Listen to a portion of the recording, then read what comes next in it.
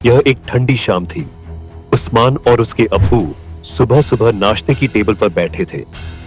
उस्मान ने देखा कि अब्बू किसी से फोन पर बात कर रहे हैं और बहुत गुस्से में हैं, जैसे किसी से झगड़ रहे हों। जब अब्बू ने फोन बंद किया तो उस्मान ने पूछा, अब्बू क्या हुआ? अब्बू ने कहा, कुछ नहीं बेटा, तुम परेशान मत हो, जल्दी नाश्ता करो, हमें काम पर जाना है। उस्मान के अब्बू की पाइप बनाने की एक बहुत बड़ी फैक्ट्री थी और उस्मान भी अपने अब्बू के साथ उसी फैक्ट्री में काम करता था। उसने जल्दी से नाश्ता खत्म किया और अब्बू के साथ कार में बैठ गया। रास्ते में उसने देखा कि अब्बू बहुत परेशान है। उस्मान ने पूछा, अब्बू बताइए क्या हुआ, आप इतने परेशान क्यों हैं? अब्बू ने कहा, कुछ नहीं बेटा, बस एक बदतमीज आदमी से बात हो गई सुबह सुबह, थोड़ा मूड खराब हो गया है। उस्मान को यह सुनकर गुस्सा आया। उसने पूछा, कौन था वो? क्यों बदतमीजी की उसने? क्या कहा उसने? अब्बू ने कहा, बेटा कुछ समय पहले मैं उसके साथ बिजनेस करता था। उसने मेरी एक बहुत बड़ी पेमेंट नहीं दी थी। जब भी मैं अपने पैसे मांगता हूँ वो मुझे धमकाता है। आज जब मैंने फिर से पैसे मांगे तो उसने मुझे गालियां दी और धमकाया भी। मैंने भी उसे 2 बातें सुना दी।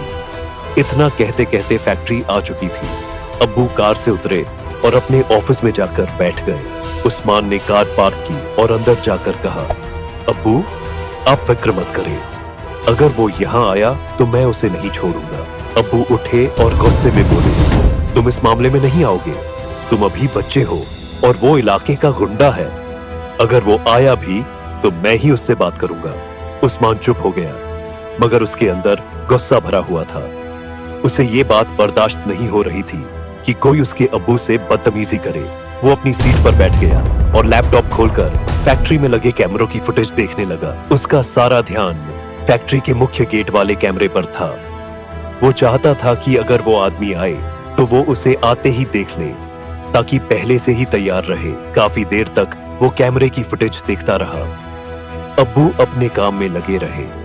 उस्मान को अपने अब्बू से बहुत प्यार था, इसलिए जब उसने सुना कि किसी ने उन्हें धमकी दी है तो उसके अंदर गुस्सा और डर दोनों भर गए। वो सोच रहा था, अगर अब्बू की लड़ाई में कुछ हो गया तो, अगर उन्हें चोट लग गई तो क्या होगा? वो किसी भी बड़े नुकसान के लिए तैयार नहीं था। काफी देर जब उसे कुछ नहीं दिखा तो उसने सोचा, शायद वो आदमी अब नहीं आएगा या शायद डर गया होगा। उसने कैमरे से नजर हटाई। खाने का समय हो गया था। उसने अब्बू से कहा, अब्बू खाना खा लेते हैं। अब्बू ने कहा, मेरा मन नहीं है बेटा, तुम खा लो।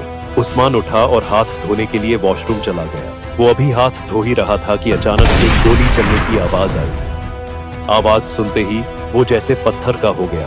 फिर अगले ही पल वो दौड़ता हुआ ऑफिस पहुंचा। अंदर का नजारा देखकर उसकी सांस रुक गई। 2 आदमी खड़े थे, डरावने चेहरे, हाथों में पिस्तौल, और उसके अब्बू खून में लथपथ अपनी कुर्सी पर बैठे आखिरी सांसें ले रहे थे। उस्मान के मुंह से आवाज तक नहीं निकली। वो दोनों आदमी बिना किसी डर या अफसोस के वहां से चले गए, जैसे कुछ हुआ ही नहीं। उस्मान अपने अब्बू के पास भागा, उन्हें उठाने की कोशिश करने लगा, रोते हुए चिल्लाया, अब्बू आंखें खोलिए। उसकी चीखें सुनकर फैक्ट्री के मजदूर अंदर दौड़े आए। किसी ने एम्बुलेंस बुलवाई, मगर अब बहुत देर हो चुकी थी। उस्मान के अब्बू की सांसें थम चुकी थीं। फैक्ट्री में सन्नाटा छा गया। सिर्फ उस्मान की रोने की आवाज गूंज रही थी।